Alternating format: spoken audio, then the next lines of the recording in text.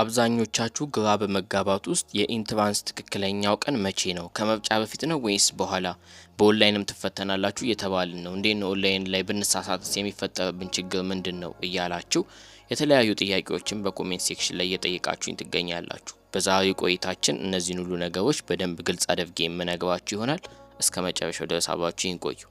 ይህን ቻናል ከዚህ በፊት የማታውቁት ቲቶር ታይም የሚባል ሲሆን ቲቶር ታይም ለሬሜዲያል እንዲሁም ለፍሬሽማን ተማሪዎች የተለያዩ ትምህርታዊ ቪዲዮዎችን እንዲሁም ደግሞ የፈተና ጥያቄዎችን አንዳንድ ጊዜም ደግሞ እንደዚህ አይነት የመረጃ ቪዲዮዎችን የሚሰራ ሲሆን ለእናንተ ይጠቅማችኋልና ቻናሉን ሰብስክራይብ ማድረጋችሁን እንዳትረሱ። እንዲሁም ከዚህ በተጨማሪ ለጓደኞቻችሁ ሼር በማድረግ አድርሱላቸው። እንዲሁም ደግሞ ዩቲዩብ ቪዲዮ ላይክ ስታደርጉት ለሌሎች ተማሪዎች ስለሚልከው ላይክ ማድረጋችሁንም እንዳትረሱ። እኛም ቀጥታ ወደ ቆይታችን እንግባ።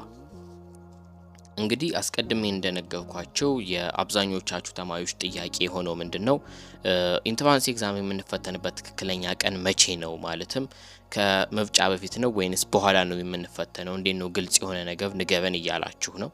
ከዚህ በተጨማሪ ደግሞ በኦንላይን ነው የምትፈተኑት እየተባልን ነው። እንዴት ነው ወደ ገጠሩ አካባቢ የምንገኝ ሰዎች ወይም ኢንተርኔት አክሰስ በደንብ ያልተሟላበት አካባቢ ከሆነን እንዴት ልንፈተን እንችላለን? እንዲሁም ኦንላይን ላይ ስንፈተን ብንሳሳትስ አያስፈራም ወይ የሚሉ የተለያዩ ጥያቄዎችን እየጠየቃችሁ ትገኛላችሁ።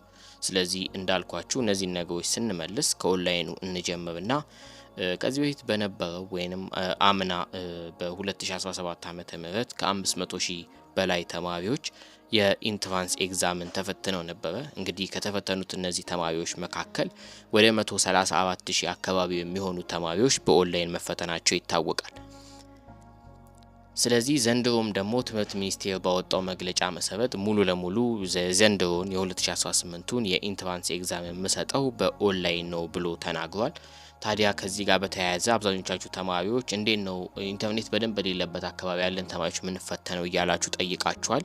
ይህንንም ትምህርት ሚኒስቴር ባስቀመጠው መሰረት ከኢትዮ ቴሌኮም ጋር በጋራ የኢንተርኔት አክሰሱ በደንብ የተስተካከለ እንዲሆን እንሰራለን ወይም እየሰራን ነው ስላለ በዚህ በኩል በትምህርት ሚኒስቴር የሚጨረስ ጉዳይ ስለሆነ እናንተን ምንም የሚያሳስባችሁ ነገር አይኖርም ማለት ነው።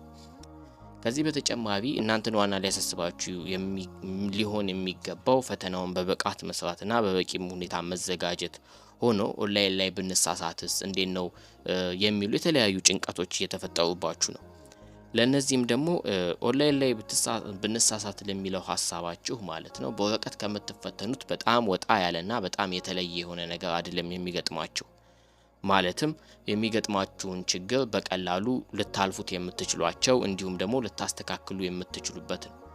ማለትም እንደሌሎች እንደሚነገራችሁ አንዴ ጥያቄው ከመጣ ያልፋል ወደ ኋላ መመለስ አይቻልም የሚባሉ የተለያዩ ወሬዎች ወይም የምትሰሟቸው ነገሮች ልክ ያልሆኑ ሲሆኑ ሁሉንም ጥያቄ እየተዘዋወራችሁ መስራት የምትችሉበት እንዲሁም ደግሞ የተለያዩ ማስተካከያዎችን ማድረግ ትችላላችሁ ማለት ነው።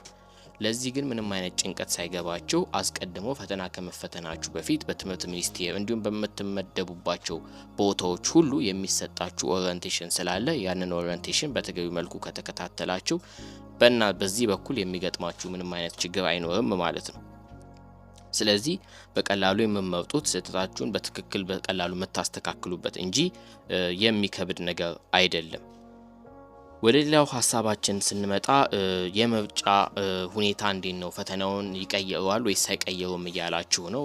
የኢንትራንስ ኤግዛም በተመለከተ ከዚህ በፊት በነበረው ስንመለከት እንግዲህ በ2013 ዓመተ ምህረት የተካሄደ ምርጫ ነበር። በዛ ዘመን ላይ የነበረው የ12ኛ ክፍልን ፈተና ከተመለከትን የምርጫው ምንም ያስተጓጎለው ነገር የለም። ማለትም ለአንድ ቀን ብቻ ትምህርት እንዲዘጋ ተደርጎ ነበር።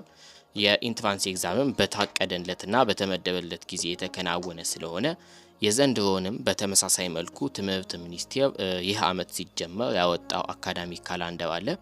በዛ አካዳሚክ ካላንደር መሰረት ከተመለከትን ከሰኔ 22 እስከ ሰኔ 10 ባሉት ቀናቶች ውስጥ የኢንትራንስ ኤግዛምን እፈትናለሁ ብሎ አስቀምጧል። እስከ ሐምሌ 10 ባሉት ቀናቶች ውስጥ። ስለዚህ እናንተም እንደ ዋና መነሻ አድርጋችሁ በእነዚህ ቀናቶች ልክ ተዘጋጁ የምላችሁ ሲሆን ከዚህ ቤት በነበረው እንግዲህ ሰኔ 20 አካባቢ ላይ ነበር ፈተና የተፈተኑት። ማለትም ትምህርት ሚኒስቴር አካዳሚክ ካላንደሩን አመታዊው ላይ አንዴ ሲያወጣ በዛ ቀን ይሆናል ማለት አይደለም።